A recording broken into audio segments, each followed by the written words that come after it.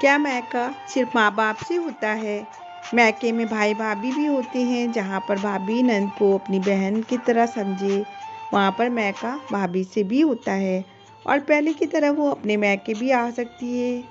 आज की कहानी मैका भाभी से नहीं होता लेकर आई हूँ और उम्मीद करती हूँ कि आप इसे ज़रूर पसंद करोगे। प्लीज़ अगर आप मेरे चैनल पे नए हैं तो पहले मेरे चैनल को सब्सक्राइब कर लीजिए, नोटिफिकेशन के लिए बेल आइकन को प्रेस कर लीजिए ताकि आगे आने वाली कहानी का नोटिफिकेशन सबसे पहले आपको मिल सके। सुमन की भाभी सुमन को 4 बार फ़ोन कर चुकी थी, पर सुमन फ़ोन ही रिसीव नहीं कर रही थी। बाद में जब सुमन किचन के बाहर आई तो देखा उसकी भाभी के 4 मिस कॉल पड़े हुए थे।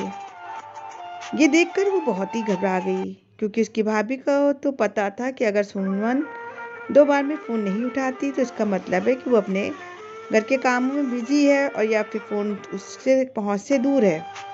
अब सुमन का मन बहुत ही घबरा रहा था, क्योंकि भाभी के 4 फ़ोन लगातार आने से उसे बहुत टेंशन हो गई थी, क्योंकि सुमन की मम्मी की तबीयत इन दिनों ठीक नहीं चल रही थी। अभी 2 दिन पहले ही तो सुमन अपनी मम्मी से मायके में मिलकर आई थी। फिर भी सुमन ने हिम्मत करते हुए अपनी भाभी को फ़ोन लगाया और फ़ोन जैसे ही भाभी ने उठाया, सुमन को रोते हुए कहा, दीदी मम्मी जी हमें छोड़कर चली गई हैं। रात को अच्छे से सोई थी, सुबह आपके भैया और मैंने खूब उठाने की कोशिश की पर वो नहीं उठी। तब हमने डॉक्टर साहब को बुलाया, फिर उन्होंने बताया कि मम्मी जी अभी दुनिया में नहीं रही। दीदी आप जल्दी से घर आ जाओ। इतना सुनते ही सुमन की आंखों में आंसू बहने लगे थे। पापा तो पहले ही उसे छोड़कर जा चुके थे, अब उसकी माँ भी नहीं रही। सुमन तो बहुत रो रो कर बेहाल हो चुकी थी। अब सुमन ने रोते रोते ये बात अपने पति राजेश को बताई तो उसके पति ने उसे संभाला और जल्दी से कार में बिठाकर उसे मैके ले गया। और सुमन जैसे ही अपने घर पहुंची, अपनी माँ के शरीर को देख कर उनसे लिपट कर बहुत रोई। आखिर में उसके पति राजेश ने उसे किसी तरह समझाया, फिर उसकी माँ का अंतिम संस्कार किया गया। सारे विधि विधान होने के बाद भी सुमन की रुलाई रुक नहीं रही थी। उसे माँ बहुत याद आ रही थी। तब सुमन की मौसी ने उसके आंसू पोंछते हुए उसे संभाला और कहा, सुमन बेटा ऐसी दुखी मत हो, दीदी नहीं रही तो क्या हुआ, मैं हूँ ना तुम्हारी मौसी। मेरा घर भी तेरा मैका ही है। जब भी तुम्हारा मन करे तब आ जाना अपनी मौसी के पास। वैसे कहते भी हैं ना कि मौसी का मतलब माँ जैसी।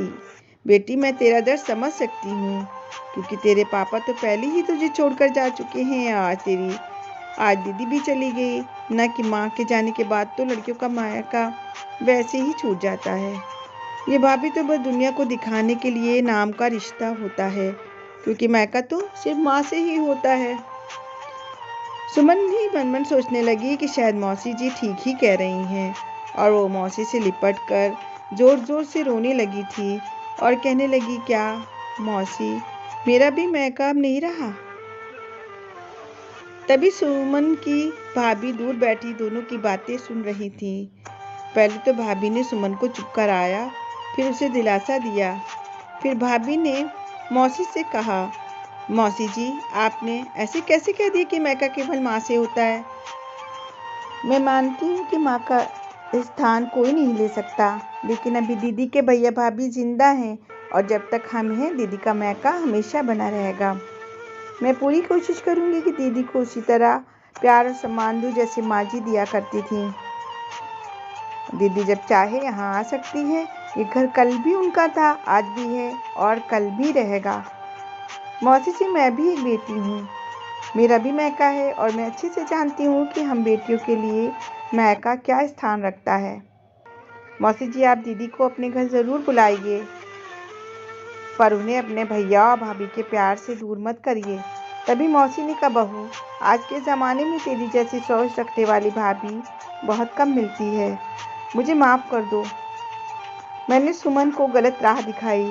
तभी सुमन अपनी भाभी के गले लग गई और बोली, भाभी आज आपने मुझे पूरा यकीन दिला दिया कि भाभी भी माँ के समान होती है, और मैं बहुत ही संतुष्ट हूँ कि जब तक आप और भैया हो मेरा मैका सदा बना रहेगा।